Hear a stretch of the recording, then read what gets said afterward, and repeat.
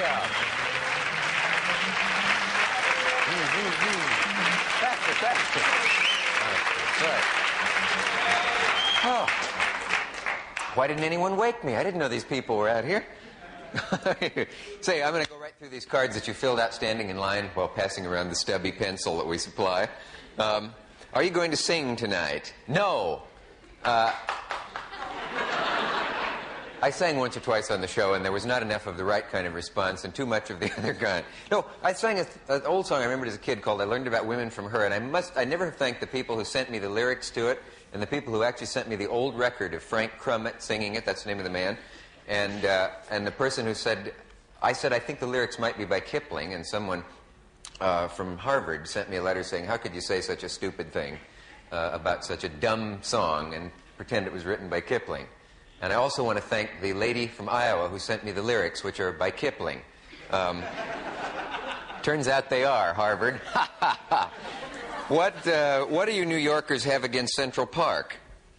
Not even a high wall, unfortunately. No, it's not bad. You can go there during the daytime. Bobby and Sue want to know, why not grow a mustache? Go ahead. Dear Dick, last night I had a dream about you. I dreamed you were blowing into my wife's ear. What do you think this means? Well, there's probably a logical explanation for that. Probably there was hot soup in her ear. I don't know. I don't understand that. Can't be bothered with your dreams. In a self-photo booth, which button do you press? Short, medium, or large? Oh. Depends on what I'm taking a picture of. Dear Mr.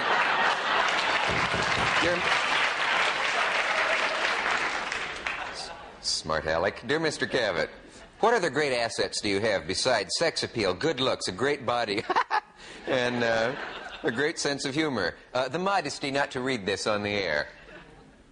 The fact that it was written by one of the guys in the band takes some of the fun out of it, but... Dear Dick, hi, how are you? Who is your favorite sex pot? The person who wrote the previous card. Marilyn from Brooklyn. Let's see you, Marilyn.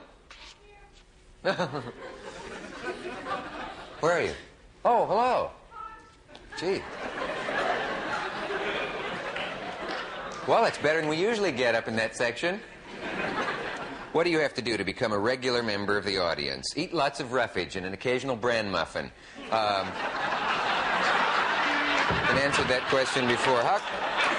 Please, I can't wait for laughter. How come you dress neatly when I know you're a slob like me?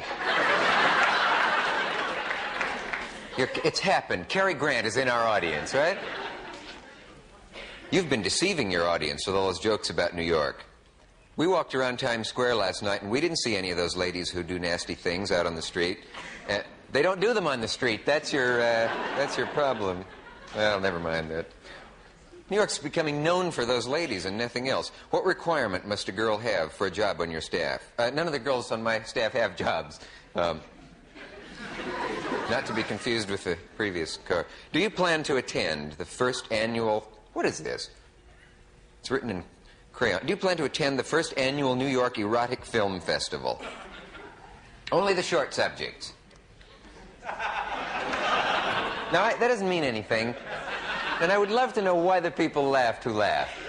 Because it doesn't mean a thing. Can you explain why you laughed at that? Lady blindfolding herself and leaving.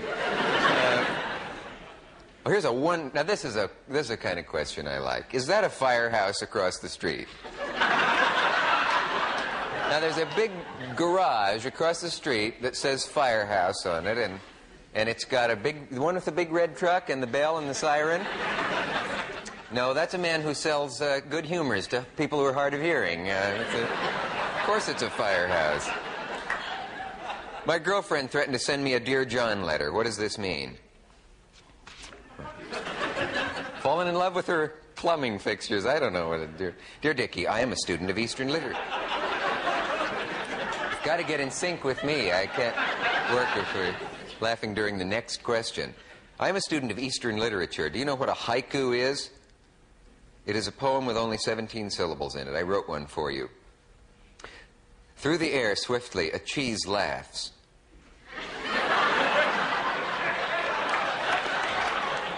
A bird is ill and winter is coming. That's from Janet. Janet? That's a cheese laughs. I have a haiku for you. Through the theater softly, the ushers pad. On silent feet, a door opens and Janet is ejected. Well, that was fun. Who are your haiku, indeed? Who are your favorite authors? What books do you like to read? Thackeray and William James are my favorite authors. What books do you like to read?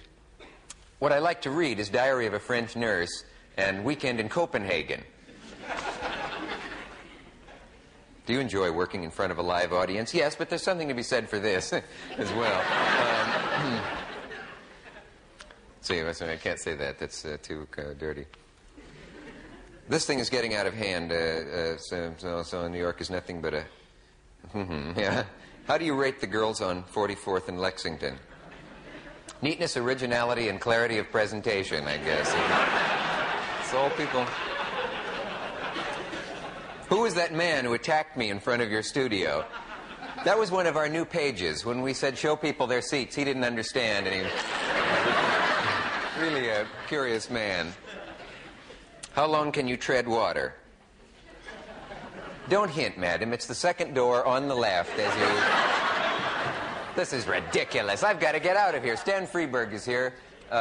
Was done all those brilliant genius commercials and various things throughout the years. And a man who's a director of the Center of Short-Lived Phenomena, Robert Citron, who is... they study incredible things that happen, in everything from the frog... wars in Malaysia, remember, to islands that disappear and appear suddenly. And they're connected with the Smithsonian. He has some great film for us. And John Lennon and Yoko Ono in the parts of the show that you didn't see the other night, which we ran over with and didn't have time to do in the air. And you'll see all that right after we come back from this. We'll be back.